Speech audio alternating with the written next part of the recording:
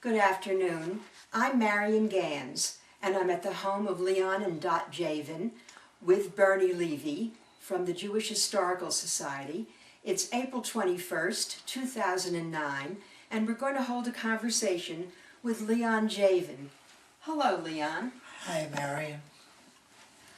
I just want to say that it's such a pleasure for me to see you after a very long time, and we had a chance to reminisce a little bit about our years on Fawn Drive as your neighbor. And I will say for the record that you and Dot always were delightful neighbors. Thank you. I'd like to start by asking you really to go back in time and tell us a little bit about growing up in Hartford. A little about your family, your brothers and sisters, and anything that you want to recall about what life was like in Hartford. Well, I was born in Hartford in 1916. My recollections, of course, are many, and the ones that I think are most important are that I lived in an area of Hartford. The family had moved around several times because my father's business moved from place to place. But my memories of being in grammar school, I was the only Jewish boy in my class. Oh my. And in retrospect, I know that one of my teachers was a virulent anti-Semite. Oh. I know this now. At the time I thought that she just didn't like me, but I found out that she had treated my brother a few years earlier with the same nasty attitude, let me put it that way. I could never do anything right. If I knew an answer, it was because I cheated, stuff like that. But the neighborhood was one in which there were only two Jewish families that I remember, and one black couple who did not buy their home because the neighborhood was such where they were not permitted to. It was left to them by their employers. Oh. They were a delightful couple, by the way. Other than that, Hartford was just an average place to live. Tell us about your siblings. I had an older brother. I should say I had an older brother. He has unfortunately passed away a few years ago. And I have two sisters, one of whom is now residing in New Jersey. Who is she? Beatrice. She is several years younger than I, and incidentally she taught school here in Stamford. She taught in Burdick and in Dolan when it was opened. Junior high, was that? Junior high then. The youngest sister married and is living in Westchester. And her name is? Her name is Gladys. And my brother Saul practiced medicine here in Stamford, as you may know. Yes. I went to City College in New York. Commuting from Hartford? No. Oh. No. My parents moved first to Portland, Connecticut, where my father had a store, and then he moved the store here to Stamford. What kind of a store was it? It was a drugstore, Oh. a pharmacy. We came here to Stamford in September of 1933, Oh my.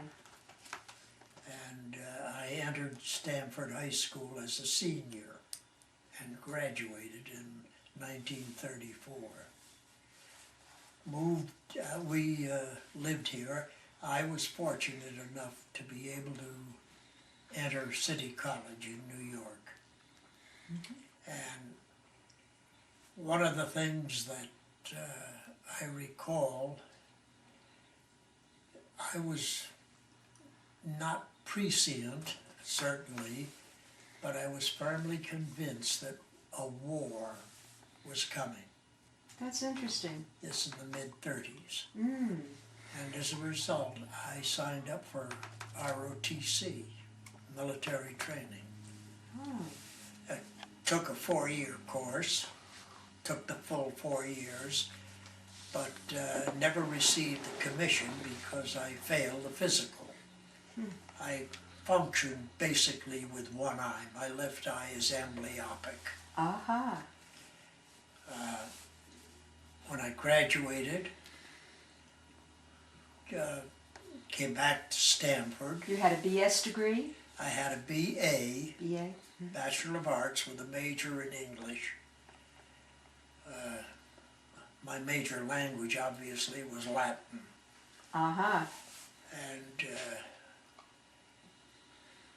after substitute teaching for a while and working at whatever jobs were available then, I finally was able to get into the service. Because of my eyesight, I was finally drafted and classified limited service, Ah. which created problems from my point of view, but not from others. Where were you stationed? I have to laugh because I went into the service the day before my birthday. And I kind of like to say that the Army gave me a whole set of clothes for my birthday. How old were you then? I was 26. Mm. Moved down to, we were stationed in Tennessee. Mm-hmm. And 1 week after I was drafted, I reported, I was promoted to corporal. Probably because of my having had ROTC training. Mm-hmm. Our unit was sent to the West Coast as a Coast Artillery outfit. We flew barrage balloons. And interesting, but I guess they're pretty much obsolete now. But 8 months later, I was commissioned a second lieutenant in medical administration and assigned to several hospitals. I was stationed at Cushing General Hospital in Massachusetts, in Framingham. And I was there for several months. I tried to get overseas. I volunteered for overseas service several times. I was always turned back. 5 times to be. My goodness.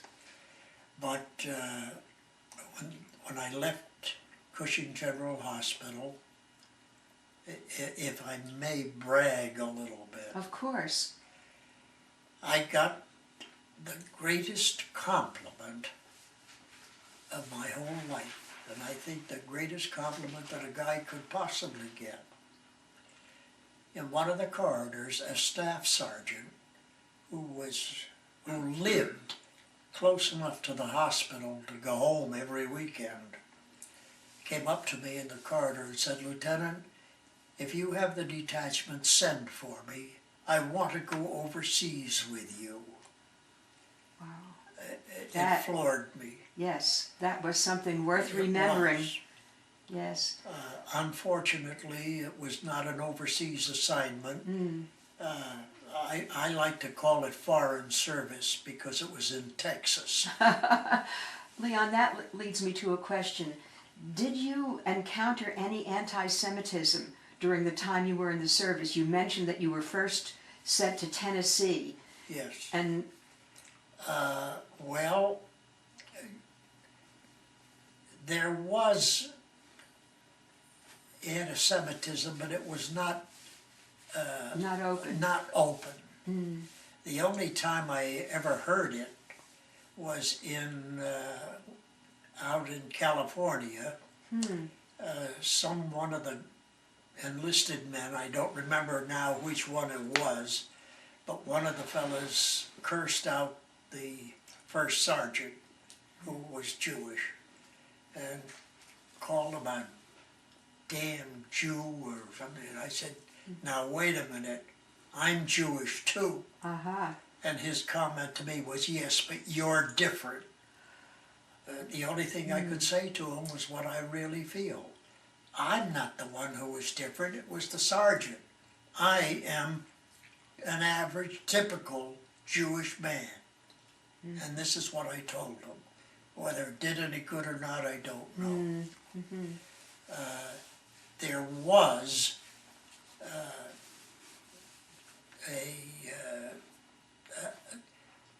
an undercurrent Yeah. of anti-Semitism in Texas, but there was an open racial Uh-huh. prejudice there. Yeah. Their treatment of blacks was just unbelievable. I remember once another officer and I were in town in the local community, and we heard that there was an automobile accident on the highway. We went out to make sure there were no soldiers involved, and it happened to involve a car of white people and a car with black people. The ambulance there picked up the white people to take them to the hospital, and they left the black people on the road. I asked them what they're going, are they going to take them? And their response is, we don't take them. My goodness. Fortunately, one of our ambulances also showed up for the same reason that we did, and This was an Army ambulance? an Army ambulance. And I stuck my neck out pretty far because I told the fellows to pick up the others and take them to our hospital, the Army hospital, which they did. They were treated there, and what the disposition was after that, I do not know. Were you in Texas until you were discharged?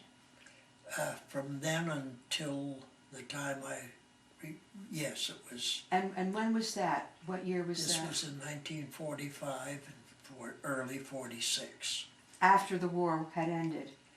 Well, the war ended while I was stationed in Texas. Yes. And then where did you come back? Came back to Stanford, and the following year I was appointed, after substitute teaching, I was given an appointment at Stanford High School as an English teacher. Yes. I think we may be skipping something here. At which point did Dorothy enter your life? Sometime after that. Oh, after that, okay. And how did you two meet? We met at her uncle's home here in Stanford.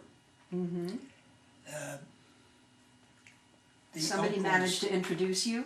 The uncle's brother-in-law was a close friend,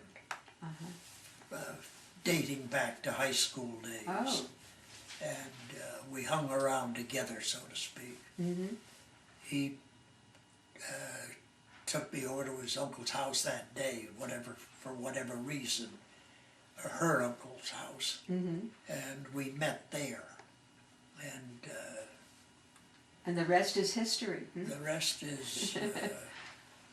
is a happy marriage, for me That's- anyway. That's wonderful. When were you married? In August of 1949. Uh-huh. So you are coming up to your 60th anniversary. 60th anniversary. Yes, that's wonderful. And then when did the children arrive?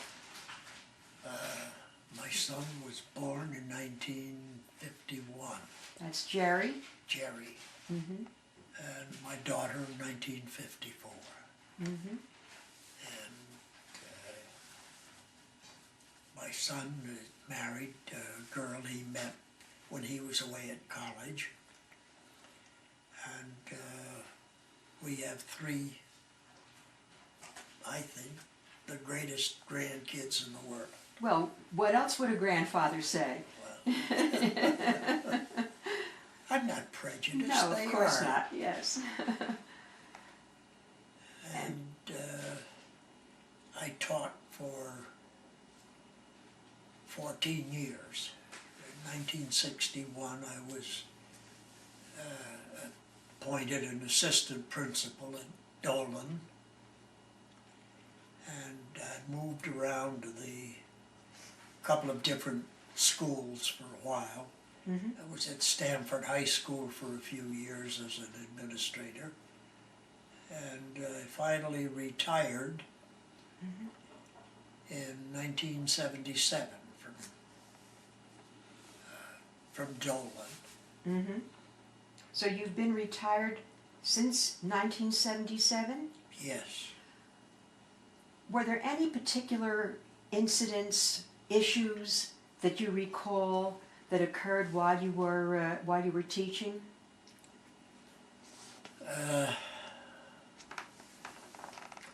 I do recall that I didn't like being an administrator.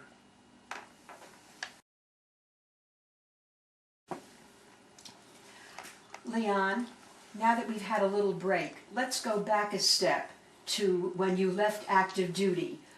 What did you become involved in then?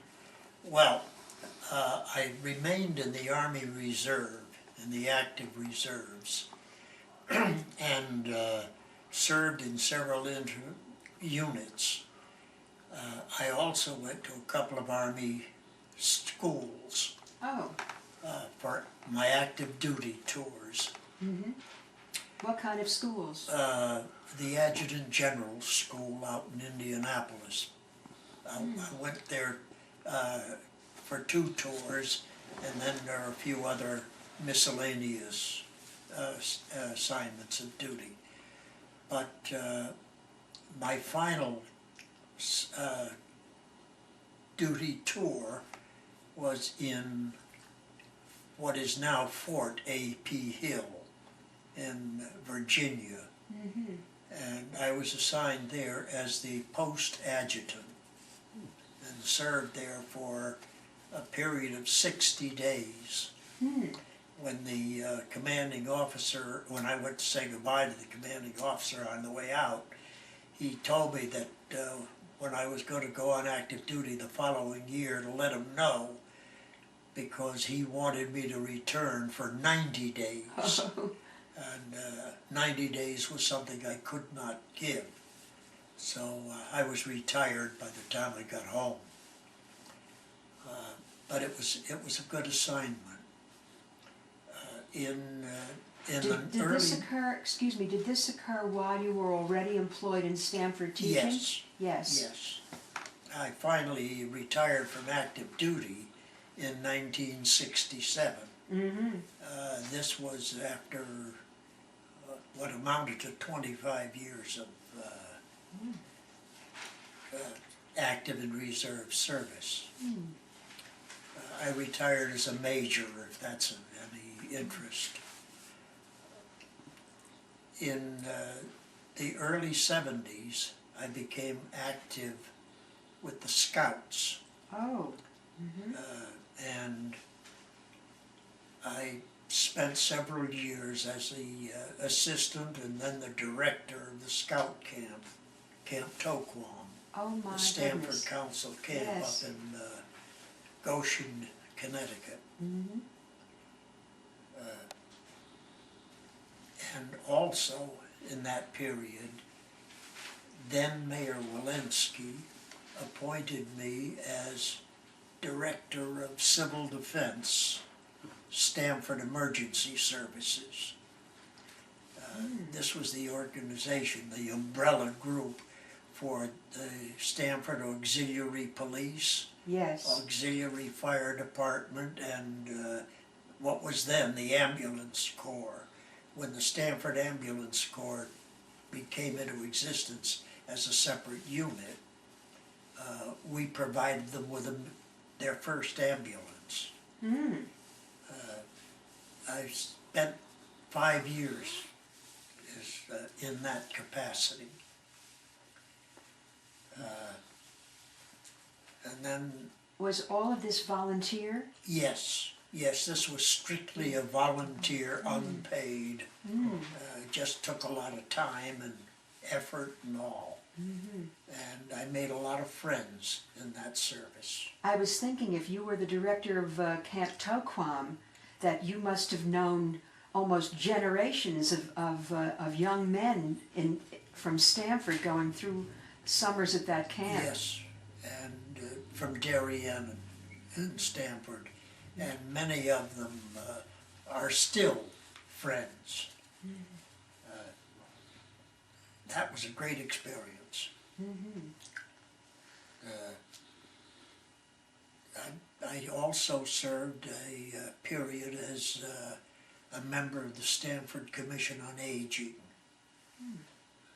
until that was incorporated into the Social Services Commission. Uh-huh. Now let me see. After I retired from the school system, I got bored, and a friend asked me if I would like to become a locksmith. My. Completely different from whatever I had done, but because I liked to tinker, I agreed, and I learned to become a locksmith. Isn't that? Took it up as a sort of second career or post-retirement career. Worked at it for about 18 years. My goodness. And I retired from that a few years ago. Now I'm an unemployed bum. Well, But we'll have to see if somebody can get you a job. if you can, it'd be great. I volunteered with the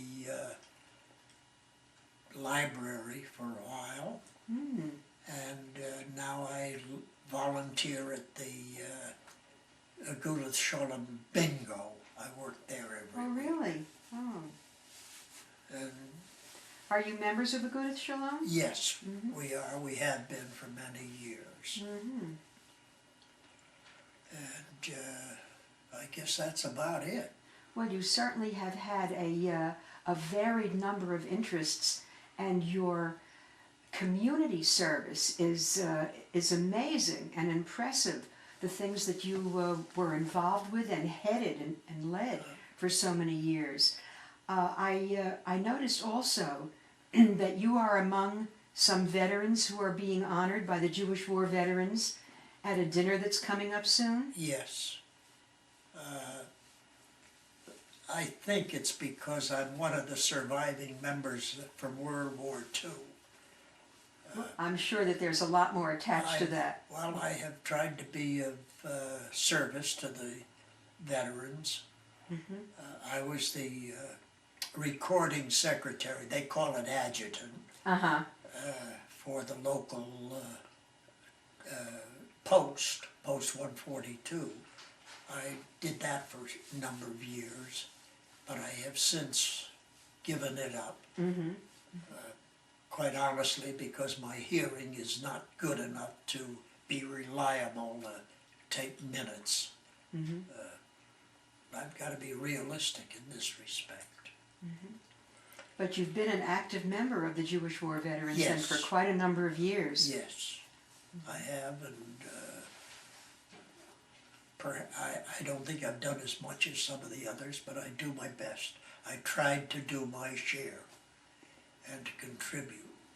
Well, you've had really a very long history, a lifetime of contributing to many organizations that have been important and that are significant in Stamford.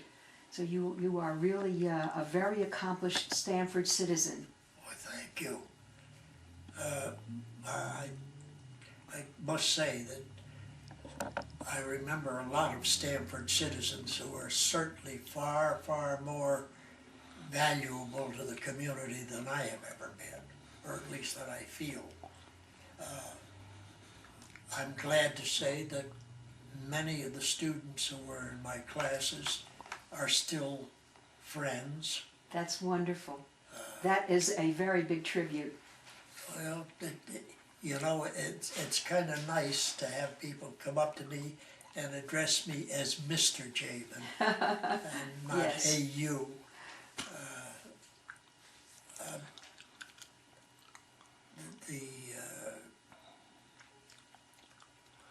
Yeah, I'm at a loss for words, really.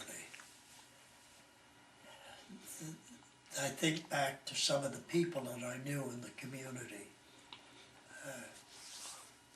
Doctors, Dr. Dichter, both Dr. Father and Son, who were fine physicians and great members of the community, and Dr. Nemoitin, Oh, yes. Jake Nemoitin, the kind of man who, when he went to a home where there was extreme poverty, not only did he not charge them, he would leave a few bucks on the table. To me, this is the kind of man that I admire. Mm-hmm. You know, I think his contribution to the community is so much greater than mine. well, we're very, very happy to have on record your contribution to the community, because a lot of it, I believe, was sort of in the background. It's not the thing that most people are aware of, and they should be aware of it. And we're very happy to see that you're being acknowledged by the Jewish war veterans as well. Thank you. Thank you so much for allowing us to come in and interview you here and have this conversation. I thank you. Would you write it that way, Marion? Okay, I'm recording it now. Let me zoom in on the headline.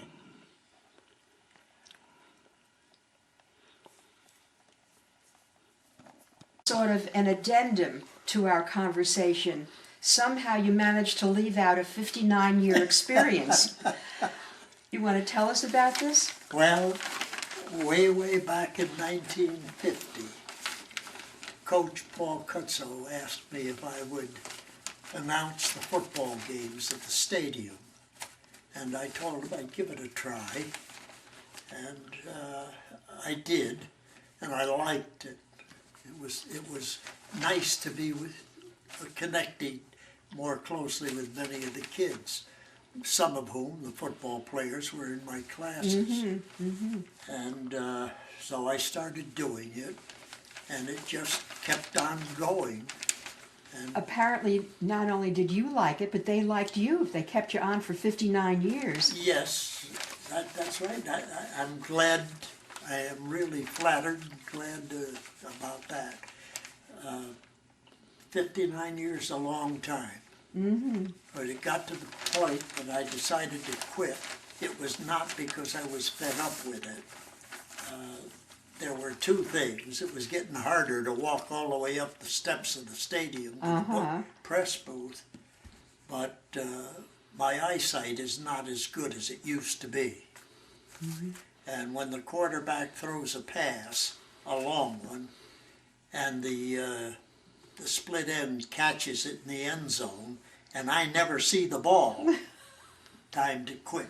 And so I did. Well, that was just the same, a very long and distinguished service to our athletic They were program. good to me, and I enjoyed it, and I loved working with the kids. And my goodness, it's a flattering article.